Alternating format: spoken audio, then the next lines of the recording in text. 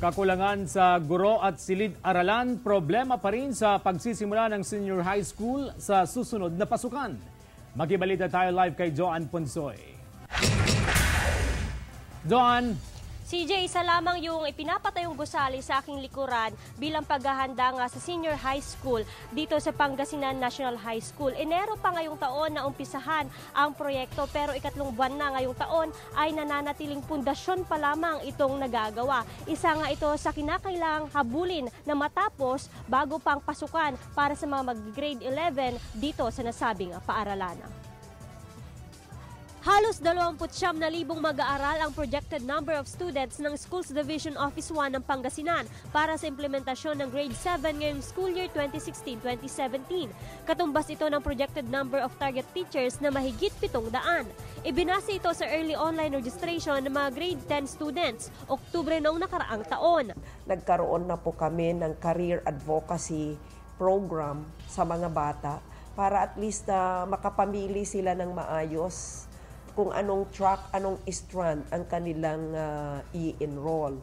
Pero aminado ang Division Office, kulang pa rin ang guro sa pag-uumpisa ng senior high school sa susunod na pasukan.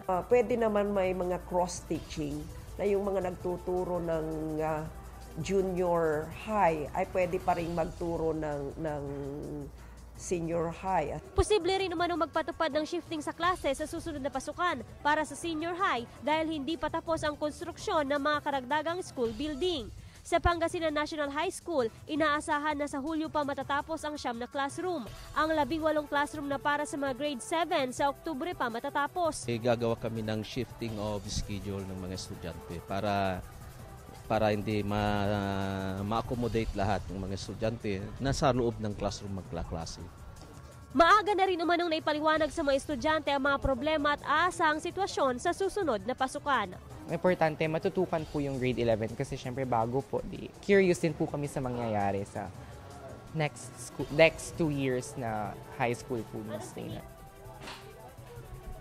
CJ, halos 1,000 mga estudyante ang mag-grade 11 dito sa Pangasinan National High School. Sa ngayon ay 2 gusali ang inaayos dito sa PNHS. Isang 3-story building na mayroong 8 classrooms at isang 3-story building na mayroong 18 na classroom. Pero ayon na rin sa pamunuan ng paaralan, imposible raw na matapos talaga ito by June. Kaya naman maaga na nilang sinabi sa mga estudyante na shifting ang gagawing klase para sa mga mag-grade 11 sa susunod na pasukan. Sa nasabing shifting ay apektado rin maging itong schedule ng klase ng mga junior students. Dahil walang magamit nga ng mga classroom itong mga senior high, ay makikigamit muna sila ng classroom sa mga junior students ng PNHS. Ang kagandahan lang naman daw nito, CJ, ay hindi naman kukumpletuhin itong 8 hours a day na klase ng mga senior high school. So magiging maganda raw din naman itong schedule ng mga senior high school sa susunod na pasukan. Yan muna ang latest. Balik sa iyo, CJ.